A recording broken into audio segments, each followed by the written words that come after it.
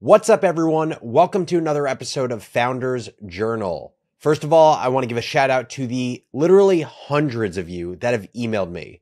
I'm currently looking at just a swath of emails and I'm thinking to myself how awesome this is, but also I may have made a terrible mistake because I probably have about 12 hours of replies that I'm going to need to get to.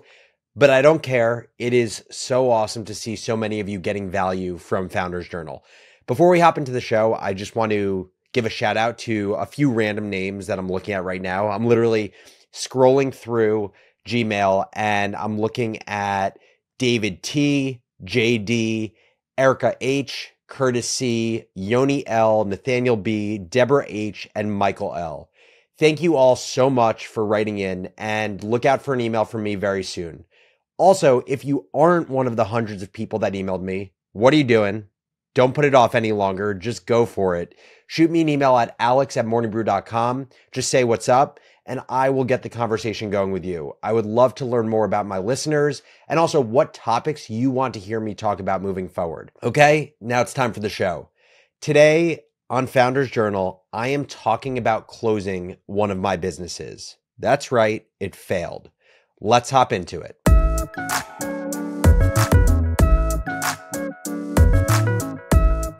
Don't you just love the sweet sound of success? That's the sound of another sale on Shopify, a tiny business dream becoming a reality. Shopify is the commerce platform revolutionizing millions of businesses worldwide. Whether you're selling vintage concert posters or handmade Fabergé eggs, Shopify makes selling online and in person as simple as saying cha-ching. Packed with industry-leading tools, Shopify gives you complete control over your business and your brand without having to learn any new skills in design or code. And get this, Shopify covers tons of sales channels. You can even sell across TikTok, Facebook, and Instagram. New to selling? Shopify offers 24/7 help and an extensive business course library so you'll feel supported every step of the way. Now it's your turn to get serious about selling and try Shopify today.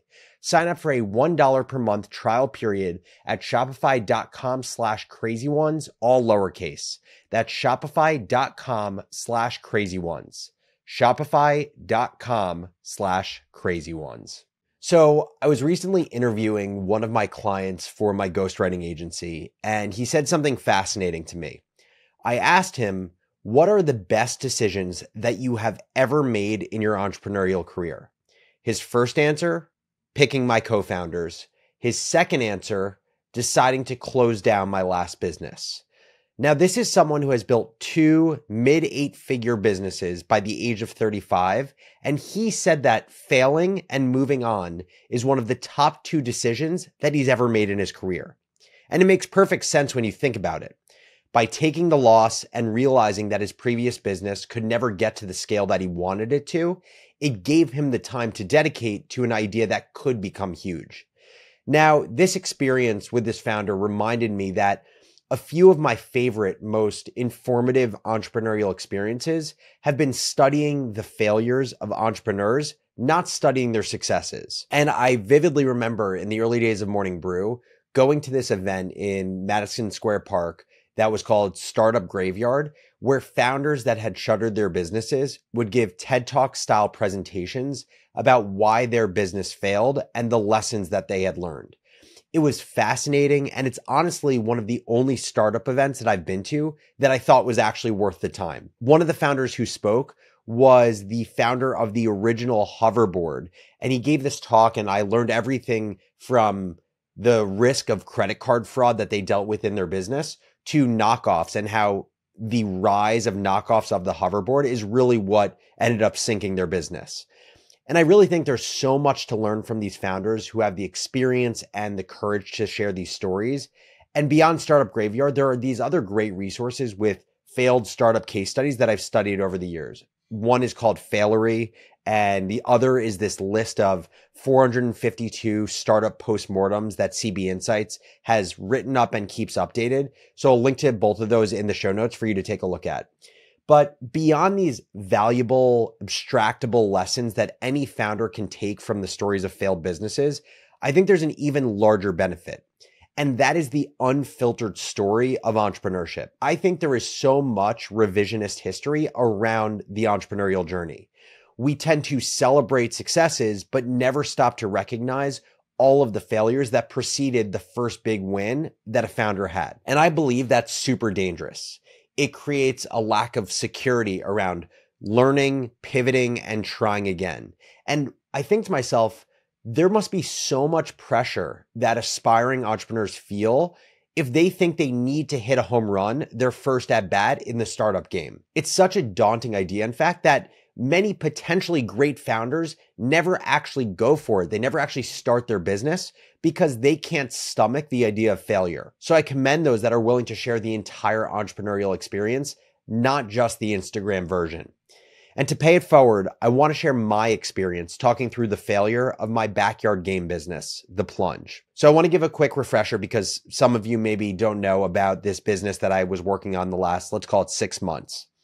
The Plunge is a backyard version of axe throwing where you throw plungers at a glossy board, and the goal is to get the plunger to stick to ultimately earn points.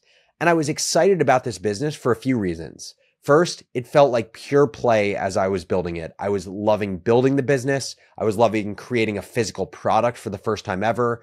And I was just genuinely pumped about creating a product that could disconnect people from technology and reconnect them with the people that matter in their lives. I was also excited about it because it felt like a game that could naturally go viral. I saw this opportunity to create almost dude perfect style trick shot content on TikTok and Instagram and YouTube Shorts, where you could use the Plunge, you could create trick shot content throwing plungers, and then you could use that content as organic marketing to ultimately acquire customers and sell the game.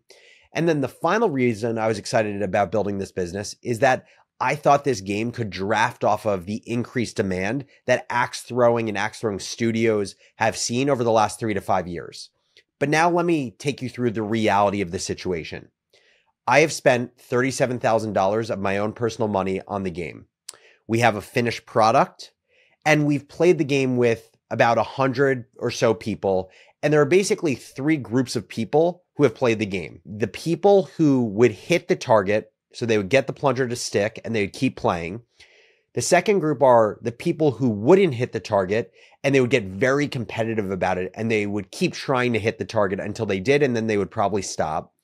And then I would say a pretty large group of people are those who wouldn't be able to get the plunger to stick. They would throw it, they would never get it to hit, and they would get discouraged after trying for a few minutes and they would quit playing the game. Now I want to take you through basically this go or no-go decision that we had for the Plunge in the last month. If we said go, we would then go and launch the Plunge on Kickstarter. We would start taking pre-orders, and if we hit our funding goal, we'd start fulfilling orders. If we said no go, we would either pivot the product, pivot the launch strategy, or throw in the towel. And here's how I thought about the go, no go decision. To make the decision to go full steam ahead with Kickstarter, I wanted to feel exceptional about the product. I wanted to feel like customers were obsessed to the point where they would lose track of time because all they could think about was playing the game. But instead, I felt so-so about the product. I think it's a well-made product. I enjoy it personally, but I didn't feel that there was addiction from potential customers, and that is what I was looking for. Also, just a little bit of a side note, one of the most interesting observations we made as we watched strangers play this game is that the most addicted audience we found was actually little children who love the suction aspect of the game. And it's actually what got us thinking about, should we create a version of this game or totally pivot this into toys for children? And so my fear around all of this was if we pushed forward not feeling exceptional, the worst case scenario would set me back significantly more than just $37,000. Here's how I played out the worst case scenario in my head. We launch on Kickstarter. We sell, let's say, $250,000 worth of Plunge sets, which is roughly 2,500 sets. People end up being dissatisfied with the game because they find it too difficult, which is this piece of feedback that we've gotten from several people, that it's too hard to complete. It takes hours to actually score enough points to win the game.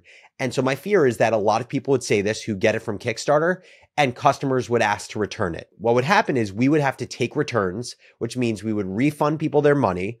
We maybe would have to pay for shipping, and then we would have to pay to warehouse all of these games that we would then have to figure out what to do with them. And so that left me with a few options as I thought about this go, no-go decision. You know, crypto conversations are too often about who's up and who's down and all of the drama on Twitter.